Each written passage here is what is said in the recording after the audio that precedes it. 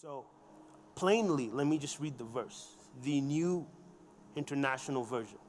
It says, Elisha said, go around and ask all your neighbors for empty jars.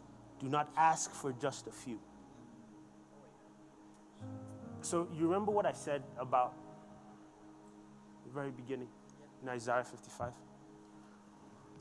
God doesn't see things our way. You see, what if every miracle we came here and we received and we got in church? I'm picturing myself years ago when I had a problem and I prayed and then God did abundantly what I wanted. What if every miracle we've been praying for and God delivers, whether it's finances, whether it's healing for a family member? What if where that miracle stopped was dependent on the area, the surface area you had to receive? Because the Lord our God, one, you will not be tempted beyond what you cannot handle. Two, He cannot give you what you cannot carry. What if all of this, of where our limits stop, is dependent on what's open? And what's funny is, so I opened it up, and this is something one of my professors taught me, Dr. Lyons, long ago. He's like, you will never really understand the Bible till you see every version that was written. So when I scroll down here, there's a New Heart English version, right? And this is when I read this there, and I'll see you, some of you were looking at me trying to get my attention to like walk in and like, this got me. Because it says here, go borrow containers from all your neighbors, even empty containers. Do not just borrow a few. There's a difference between a jar and a container. My opinion of a container, you saw the truck, that's a container.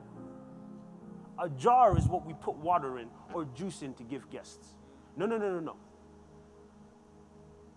Go borrow containers from all. What kind of oil?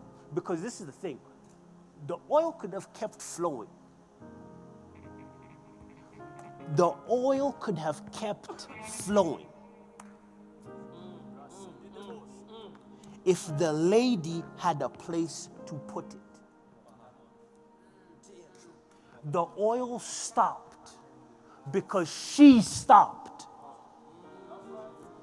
If she had taken off her clothes, bundled them up and said, pour here, I'll be back. You see, your limitations have a lot to do with your ego and your inability to be humble. I am looking at that scripture and my mind puts me in situations. I would have been there like this. Like, if me pour some, I open my mouth and drink some. Like, we're not going to stop. Like, forget the containers. Pour it on the floor of my house. I'll lock the door, let it fill up. I'll be back to collect the rest. Question. If you're watching and they're pouring oil right now, no. This worship is pouring oil in your life right now. It's gonna stop when you stop.